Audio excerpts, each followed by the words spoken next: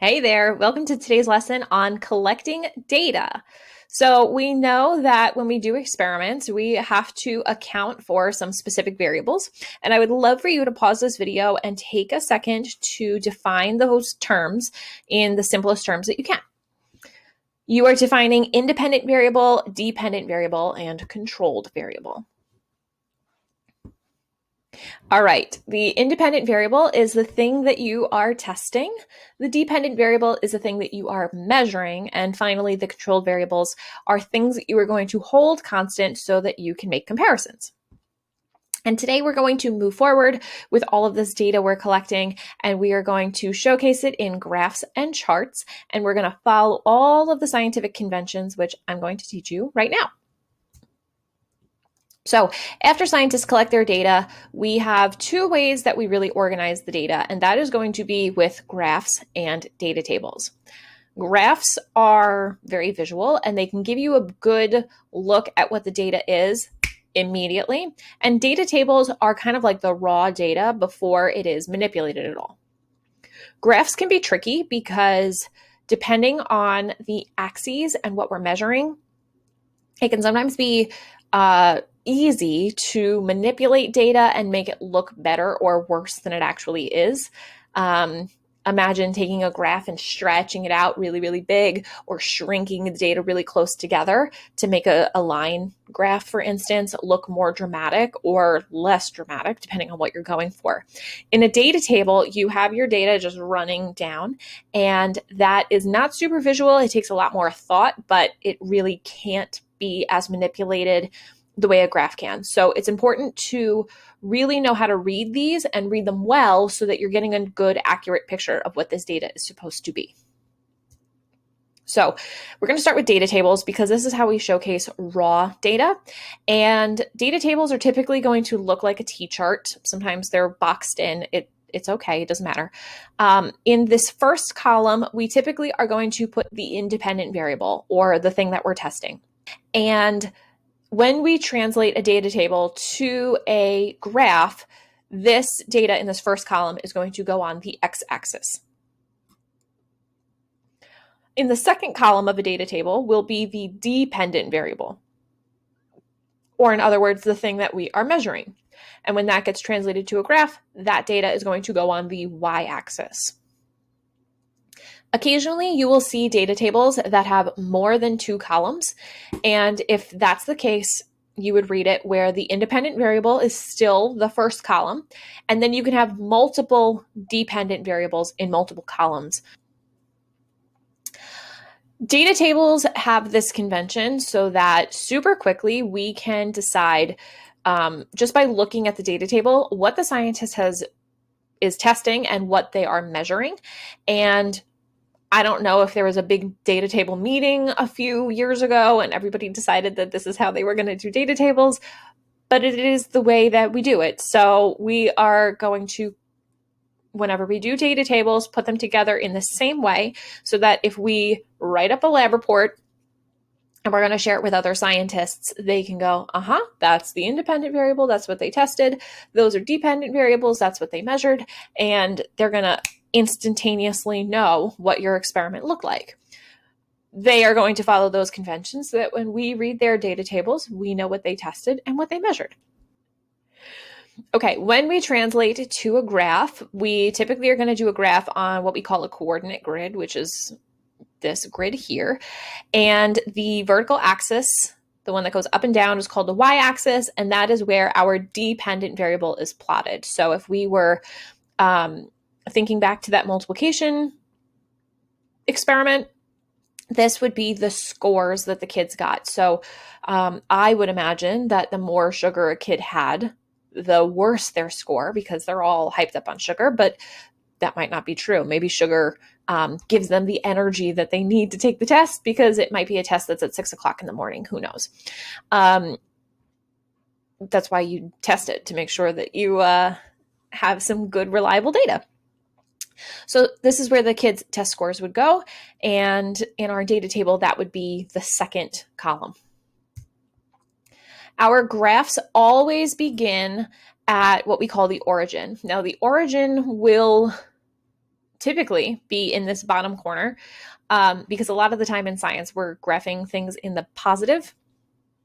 So we're working in the quadrant that is positive in the X direction and positive in the Y. Sometimes we plot it on the whole grid.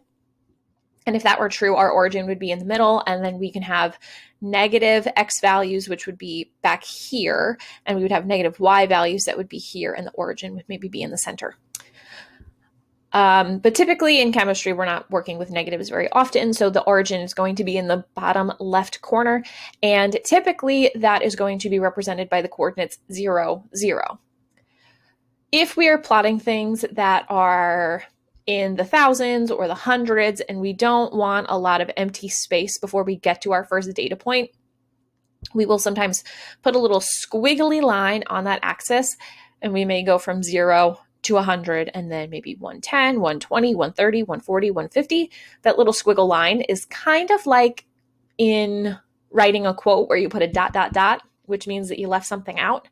In a graph, you use that squiggly line to say, hey, I'm skipping the first 100 data points that we're not using and starting my graph really at 100. So sometimes you'll see that squiggle there. It's really not common in chemistry, but I just wanted to point it out in case you came across it. Finally, on a graph, we have the x-axis, which is the horizontal axis, and that is where we are going to put the independent variable, which, remember, is a thing that we are testing. So in our multiplication thing, this is going to be the amount of sugar, and then right here would be their scores. The amount of sugar, the thing that we're testing, versus their scores. This is a lot to keep straight, I know. Back when I was in school, I learned, and I don't know how old school this is because I've never been asked to teach it this way, but regardless, I learned the variables as the responding and the manipulated variable. So this is how I learned how a graph works, and I think it's good, so I'm going to share it with you. On a graph, the manipulated variable is the same as the independent variable. That's what the scientist is testing, and that's the thing that the scientist is going to manipulate, right? Each group of students is going to get a different amount of sugar. That's the change that the scientist manipulates with their hands, like a manicure. M-A-N-I is hands. That's the prefix.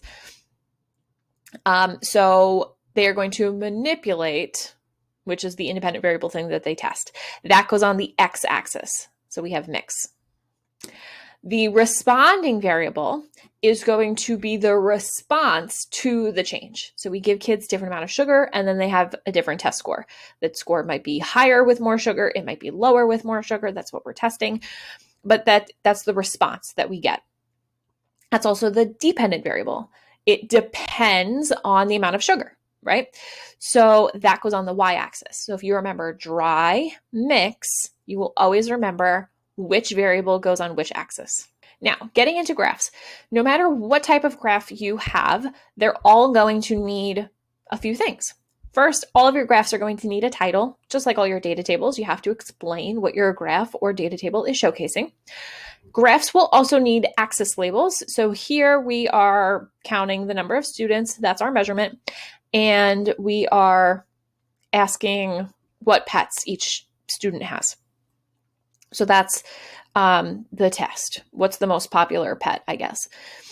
And that is going to go on the x-axis. And we have to label them so that anytime you read a graph, you know what you're looking at. And then lastly, this one kind of goes back to that squiggly line I was talking about. The numbers are in consistent increments. So here you can see that my graph goes by 2s. That's fantastic. I cannot have a graph that the first, like we put a 3 right here, and then we put a 4 right here, and then we can't make this line 9. We can't do that because we would have from here to here, each line represents 1. And then from here to here, we've gone from 4 to 9. And that means one space on the graph really is the equivalent of 5 kids. We can't do that. We need our numbers in consistent increments. And the reason is because we want this dark blue bar that represents 9 kids to be triple the size of the line that represents 3 kids. And it is. And the graph should showcase that. If it's a good graph, that is what it's going to look like. Now, we don't have to have 9 lines to represent 9 kids. Each of these lines, we could have done 2, 4, 6, 8, 10, 12. And you might do that if you have a lot of data and not a lot of space. Maybe if you were surveying the entire 4th grade or the entire school, you would have, more than 12 kids. In a particular category. I assume that dogs and cats would be really high.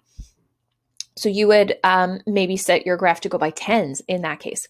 That's okay, as long as each line of the graph represents the same amount.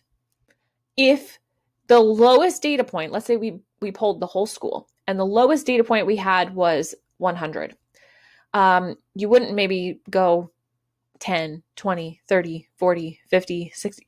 Maybe you wouldn't do that. Maybe you'd put that squiggly line and then you would start at 100 and then you would go 110, 120, 130. I don't think that's the best option. I don't like to do that because, like I said, I would want the 100 to be half the size of 200 or a fifth the size of 500. I like to see that in a graph. So I wouldn't necessarily choose that for a bar graph. I think that would be great for a line graph. But you can do it. That is, as long as after that squiggly line, that break, they call it, your lines represent consistent increments.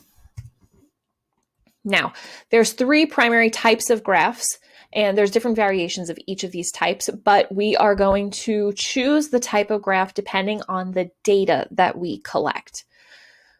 The first is a line graph, and the line graph is going to typically showcase your data collected over time. Not always, but a lot of the time, it's data over time. So here, this is a physics graph, but it's a good idea. We have velocity, which is very, very, very close to speed, and that is velocity over time. So this is the passage of time. There's no units on this.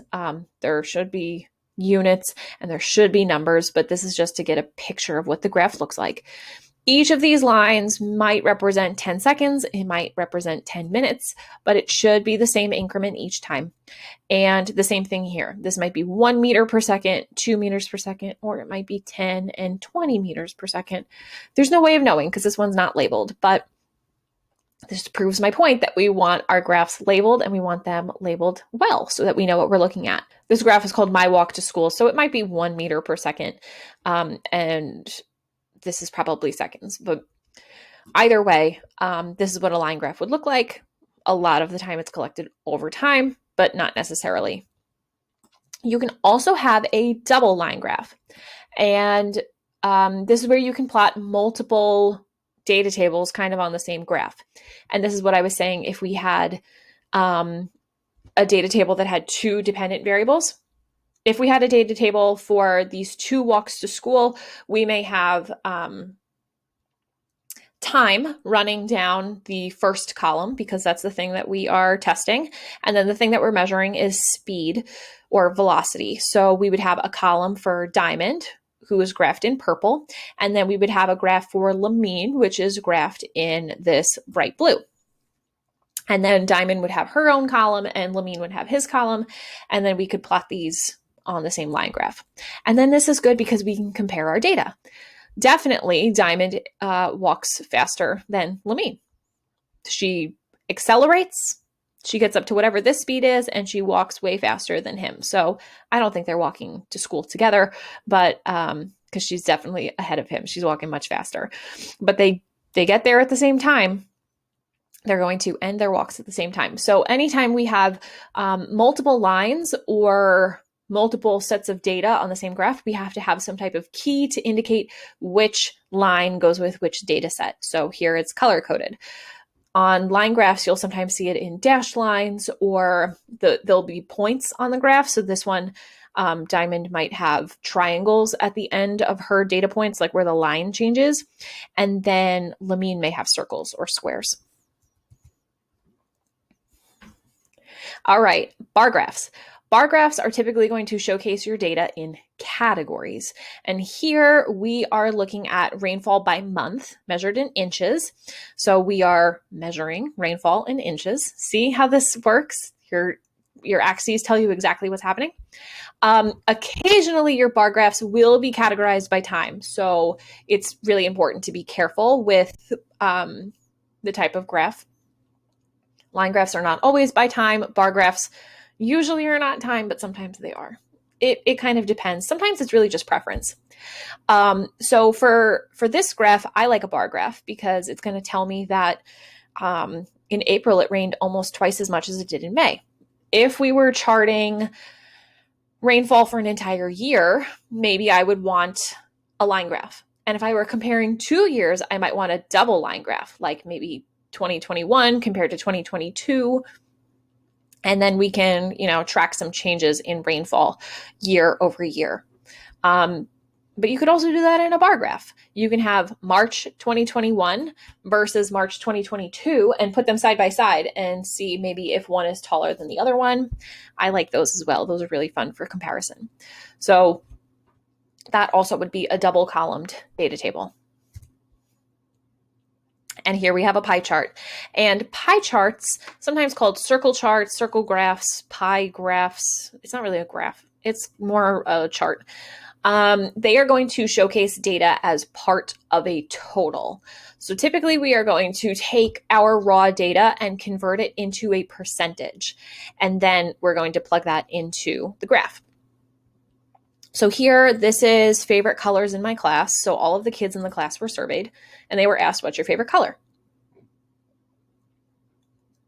So what happens is you count all of the kids who like red, and you are going to take red divided by all the kids and multiply that by 100 to turn it into a percent. If you're really good with percentages, you can reverse engineer this to figure out exactly how many kids liked blue, for instance. So I don't know how many kids are in this group, but let's say it's 25. Sometimes on your pie chart, you will see the total number surveyed. Not always. I like to see that. I think it's good practice to do that. But let's say that the total number of kids in this class was 25. If we have 40% of the kids in the class like the color blue, we have to ask ourselves, what is 40% of 25? So we would do 0.4 times 25, and we would come up that answer is 10. So that means 10 kids in the class like the color blue. If there are 25 kids in the class and 20% of them like green, we would do 0.2 times 25, and we would get 5 kids like green. That means 2.5 kids like purple. So probably not the correct answer. It's probably not 25 because that doesn't make sense. You can't have 2.5 kids, but that's why I like to see a total number surveyed on a pie chart. This you'll see on like shampoo bottles, a lot of cosmetic type things like health and beauty, body care type things. It'll say like 30% of people saw softer hair. 45% of people saw less wrinkles. It'll be that kind of thing. And that is data that would be in a pie chart mostly. It would be people who had softer hair, people who were happy with their hair, and it's usually the result of a survey. Not always though. And then you would just showcase it like this. And it also is going to visually tell you, like, this light blue section is the biggest section. So you know that the most people like blue, even without seeing the numbers. All right, you should build a graph and try to figure out what type of graph this data should be plotted on. We're talking about the growth of a plant given 1 cup of water daily and the growth of a plant given 2 cups of water daily. We have 2 data tables and I want them on one graph. Let me see what you can do.